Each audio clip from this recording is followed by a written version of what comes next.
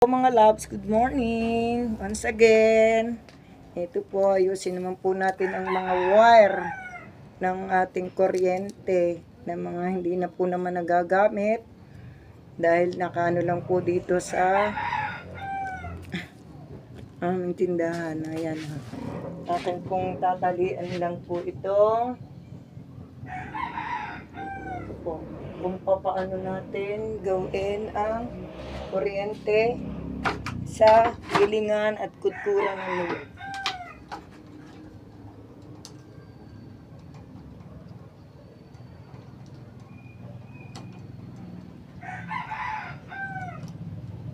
Atin pong aayusin na at malapit na po ang Pasko. Dahil po binago po itong aking tindahan dati, ginawa na pong kwartuhan ang aking dalawang anak. Ito pong mga install ng ilaw ay ating babago. Kaya dapat ito ay ating ayusin para hindi parang mga gagamba. Yan. Para na po kasi yung mga gagamba ay kabayo. Para na pong mga gagamba. Sapot ng gagamba. Kaya ito po ang ating gagawin ngayon. Para maging ayos ang install.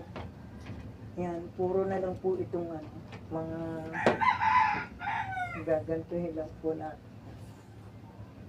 Kaya lang ingat po kasi mahirap din po na tayo ay makuryente. Dapat po lahat ng ating gagawin ay ating pag-iingatan mga loves. Ganyan lang po yan.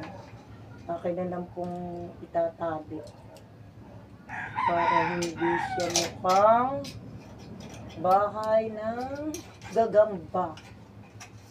Yun po. Kaya yung pong mga solo parent dyan, nanay, tatay, kailangan po natin na palaging iisipin din po yung ating mga ginagawa. O yan. Hindi na po siya masyadong kalat. Tapos, ating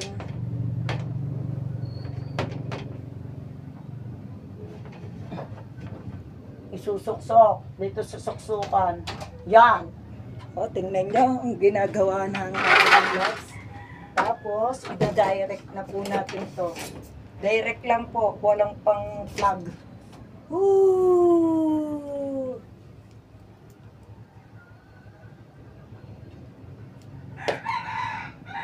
Ito po yung sa ating giningan at kultura ng niyon.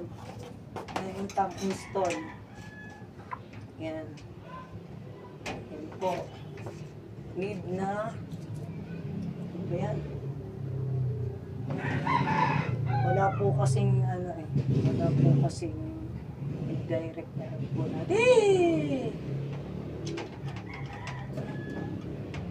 Ano kaya may kuryente? Dahan-dahan lang po. Baka po tayo mga kuryente. Tapos tatali po natin yan para hindi malaglag. Yan. Tingnan po natin kung may kuryente na. Tingnan niyo po yan. Wala po kasi akong plug. Kaya maganda naman po yung wire. Kaya nasaan ba yun? Kaya ganyan na lang po ang ginawa namin. Yan po ay ginawa ng aking anak noon pa. Siyempre po, inayos po. Kaya ko naman po. Kaya yan. Ito po. Yan, dito ko na po nilagay ang patayan ng ilaw. Yan. Kaya lang, medyo para pa ding gagamba, no?